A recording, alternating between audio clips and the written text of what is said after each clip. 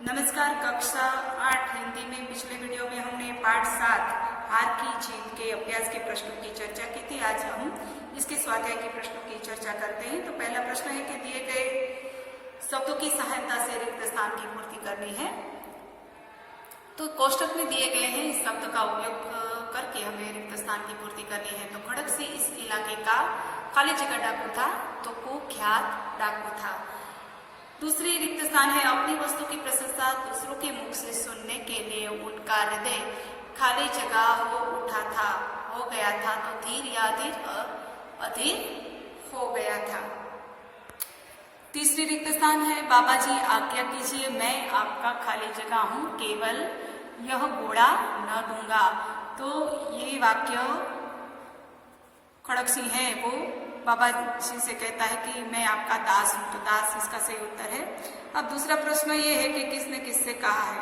पहला वाक्य है वो किसने किससे कहा है। दुर्गा दत्त वैद्य का नाम सुना होगा, उनका सौतेला भाई हूं। ये वाक्य अपाहिज ने बाबा भारती से कहा है। तो ये पहला जो वाक्य है वो दुर्गा दत्त का नाम बताते हुए अपाहिज ने बाबा भारती से कहा।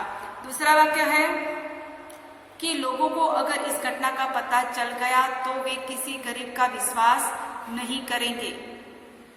तो ये वाक्य किसे कहा है, किसको कहा है। तो यह वाक्य बाबा भारती ने खड़गसी से कहा है। तो ये पहला है, उसका उत्तर है। तीसरा है प्रश्न के उत्तर एक दो वाक्य में लिखिए कि खड़गसी बाबा भारती के पास क्यों आया था। तो खड़गसी को बाबा भारती के घोड़े के बारे में जानकारी प्राप्त हुई थी, इसलिए वो बाबा भारती का घोड़ा देखने के लिए खड़गसी बाबा भारती के पास आया था। दूसरा प्रश्न है बाबा भारती किस बात से डर गए थे। तो बाबा भारती खड़गसी उसका घोड़ा चुरा कर ले जाएगा, क्योंकि खड़गसी ने क्या कहा था कि ये घोड़ा मैं आपके पास नहीं रहने दूंगा। इस घोड़े का भला संत को इस घोड़े का क्या काम। इस बात से डर कर बाबा भारती घोड़े की रखवाली करते थे। आगे है तीसरा प्रश्न कि सुल्तान पर सवार खड़गसी ने बाबा भारती से क्या कहा।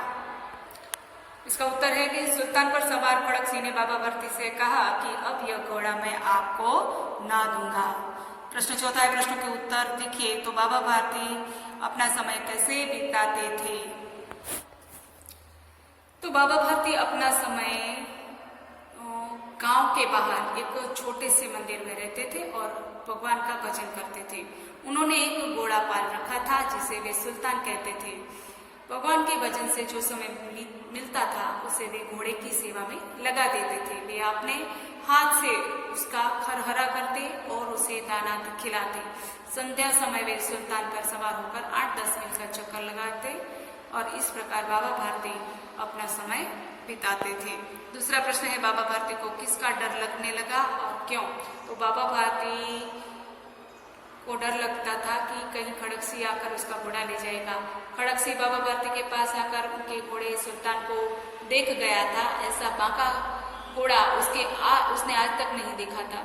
वह उसकी चाल पर मुग्ध हो गया था। जाते जाते वह बाबा भारती से कहता गया था कि यह घोड़ा सुल्तान को अपने यानी कि बाबा भारती के पास नहीं रहने देगा। वह डाकू था और जो वस्तु उसे पसंद आ जाती थी वो उसे पाकर रहता था, उस पर अपना अधिकार जमा लेता था। उसके पास बाहुबल था, इसलिए बाबा भारती को खड़गसी का डर लगने लगा था। आगे है प्रश्न कि तीसरा प्रश्न है कि खड़गसी ने सुल्तान को कैसे प्राप्त किया। तो खड़गसी ने बहुत ही धोखे से सुल्तान को हासिल किया। एक दिन संध्या का समय था। बाबा भारती सुल्तान पर सवार होकर घूमने निकले। रास्ते में उन्होंने एक अपाहिज की करुणा भरी आवाज सुनी। उसने बाबा से घोड़े पर रामबाला गांव पहुंचाने की प्रार्थना की। बाबा भारती ने तरस खाकर उस अपाहिज को घोड़े पर बिठा लिया और स्वयं लगाम पकड़कर चलने लगे। सहसा उस अपाहिज ने झटका देकर बाबा भारती के हाथ से लगाम छीन ली और वह घोड़े को लेकर भागा। वह अपाहिज और कोई नहीं, डाकू खड़गसी था। इस प्रकार खड़गसी ने सुल्तान को प्राप्त किया। चौथा है कि घोड़े को वापस आया देखकर बाबा भारती ने घोड़े से कैसा बर्ताव किया। तो घोड़े को वापस आया देखकर बाबा भारती के खुश होने का ठिकाना न रहा। वे उसे गले लगाते और लिपट कर रोने लगे। वे बार बार उसकी पीठ पर हाथ फेरते और उसके मुंह पर थपकियां देने लगे। घोड़े की वापसी पर संतोष प्रकट करते हुए उन्होंने कहा कि अब कोई गरीबों की सहायता से मुंह नहीं मोड़ेगा। इस प्रकार घोड़े को वापस आया देखकर बाबा भारती ने उससे वही बर्ताव किया जो एक पिता अपने खोए हुए यानी कि बिछड़े हुए पुत्र को मिल जाने पर जो खुशी होती है, वैसी ही खुशी बाबा भारती को घोड़े मिल जाने पर हुई। यहाँ पर टिप्पणी है कि बाबा भारती की महानता।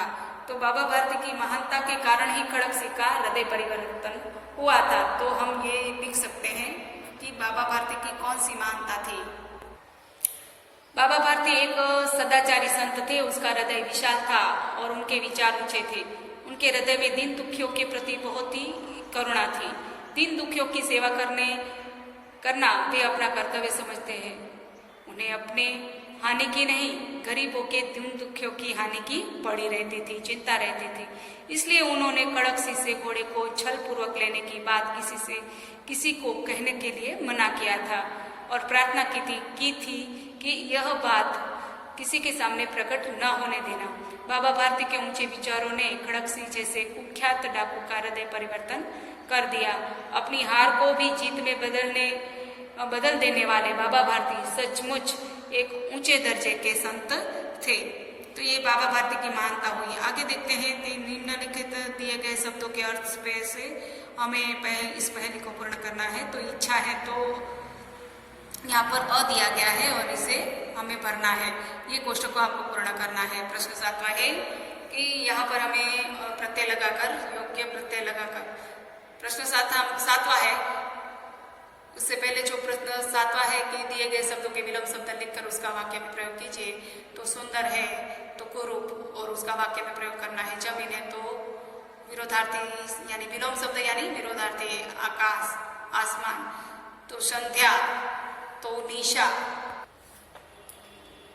तो संध्या मतलब शाम, तो शाम तो सुबह। उसका तो जिस प्रकार से शब्द होगा उसी प्रकार से उसका विलोम शब्द होगा। संध्या यानी उषा और गरीब तो अमीर, विश्वास तो अविश्वास और इसका वाक्य प्रयोग करना है। दिए गए शब्दों में उचित उपसर्ग लगाने हैं। आगे वाले जो शब्द है वो उपसर्ग लगाने हैं। तो प्रति और नीर का उपसर्ग लगाकर वाक्य शब्द को पूर्ण करना है। आगे लगाएंगे तो प्रति प्लस दिन तो प्रतिदिन होगा। इसके बाद है निर्मूल, दूसरा है निर आधार, तीसरा है निर्मूल, चौथा है कुल है। तो उसके बाद आगे कौन लगेगा, कौन सा उपसर्ग लगेगा, तो प्रतिकूल। फिर है जल तो उसके आगे लगेगा निर्जल। इसके बाद निर्दोष तो निर्दोष। इसी प्रकार प्रत्यय लगाने हैं। मुख प्लस इक या त्व लगाकर हमें पूर्ण करने हैं शब्द। तो मुख प्लस इक मौखिक, मनुष्य प्लस त्व मनुष्यत्व, भूत प्लस इक भौतिक, 4 मम प्लस त्व ममत्व, समाज इक सामाजिक, सम प्लस त्व समत्व। तो यहाँ पर हमने विशेषण वाले शब्द है जो 10वां प्रश्न है, विशेषण की चर्चा की थी व्याकरण विभाग में। इसके आधार पर आप इसके प्रश्न के उत्तर यानी कि वाक्य में से विशेषण शब्द ढूंढ सकते हो। तो यहाँ पर हमारा पाठ 7वां है, उसके स्वाध्याय के प्रश्नोत्तरी पर पूर्ण होती है। तो चलो